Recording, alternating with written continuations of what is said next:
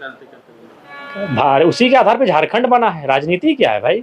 झारखंड ही बना है। झारखंड बनाम गैर झारखंड के आधार पे वो जिस पार्टी में एक सरकार में है, झारखंड मुक्ति मोर्चा जो सबसे बड़ी पार्टी है, उसी का ये विचारधारा है।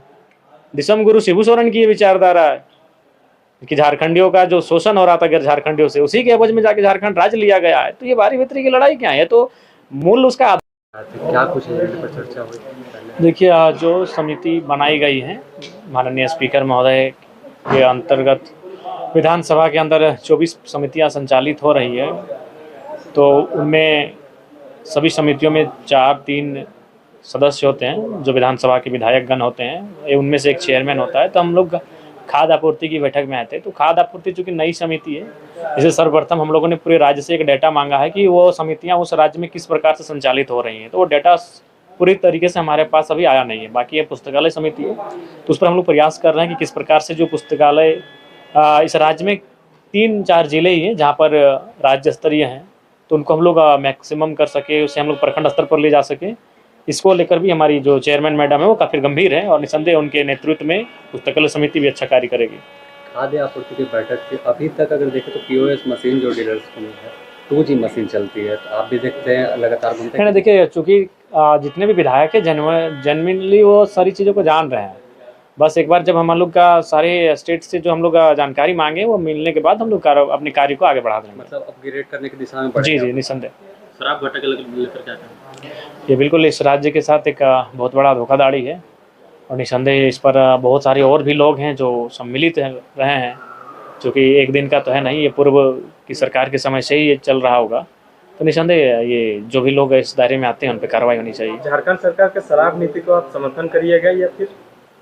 देखिए, सबसे पहली बात है कि अगर आर्थिक दृष्टिकोण से देखा जाए तो राज्य सरकार उस पर आगे बढ़ रही है, लेकिन अगर इस राज्य की हालात के अनुसार देखा जाए तो हमें लगता है कि हमें शराब से थोड़ा सा धीरे धीरे हटना चाहिए इन विषयों से। आज इस राज्य के लुटने का, यहाँ के जल जमीन जंगलों को लोग बेच जो दिए हैं, आप कहीं नज़र उठा के देखें, झारखंड के लोग अपनी ज़मीनों को बेचकर जो कहाँ चले गए पता नहीं, तो उसका एक कारण शराब भी है।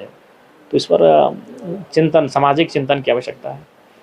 एक बोकारो विधायक श्वेता सिंह को लेकर फिर एक बयान आया कि सीधा टारगेट किया जा रहा है उन्हें। किसी को टारगेट नहीं किया जा रहा है। हम लोग के लोग क्या टारगेट करेंगे जी? आप हमारे लोग जब 2019 में आप इलेक्शन लड़े थे तो हमारे लोग थे क्या उस समय? हम तो एक उसी के आधार पे झारखंड बना है। राजनीति क्या है भाई? झारखंड ही बना है। झारखंड बनाम गैर झारखंड के आधार पे वो जिस पार्टी में एक सरकार में है, झारखंड मुक्ति मोर्चा जो सबसे बड़ी पार्टी है, उसी का ये विचारधारा है। दिसम गुरु शिबू सोरेन की ये विचारधारा है कि झारखंडियों का जो शोषण हो रहा था गैर झारखंडियों से, उसी के एवज में जाके झारखंड राज्य लिया गया है। तो ये बारी भीतरी की लड़ाई क्या है? तो मूल उसका आधार ही वही है, झारखंड बनाम जो गैर झारखंड का जो यहाँ बढ़ता हुआ प्रभाव। सर, विनोद बिहारी महतो कोयलांचल यूनिवर्सिटी में महामहिम के नाम लेने से महफिल में जो है आपका शोर गूंजने लगा था। नहीं, महामहिम ने भी जब नाम लिया और जो हमारे प्रोफेसर जो संचालन कर रहे थे उन्होंने भी जब नाम लिया, माननीय मुख्यमंत्री ने 3 अवसर पर जो मेरा नाम लिया गया, तीनों अवसर पर वो बाहुबली वाला दृश्य था। बाकी आप टेलीविजन में है, देख लीजिए, बाकी विधायकों के लिए लोग मैंने कोई ना शोर था ना कोई करतल ध्वनि थी, लेकिन जैसे मेरे नाम के उद्घोष हो चुकी, वो जो छात्र हैं वो जानते हैं कि जयराम महतो हमारे बीच से गया है, वो अभी भी इसी कॉलेज में पढ़ ही रहा है, तो उनको वो भाव हुआ कि हमारे बीच क्या है। अगर आज इसे अगर तालियों की करतल ध्वनि से अगर समर्थन नहीं करते तो राज्यपाल महोदय को कैसे लगेगा कि ये सच में जयराम महतो के विश्वविद्यालय में आए हैं? तो उनको आभास तो होना चाहिए था। दादा 1-2 मिनट हमको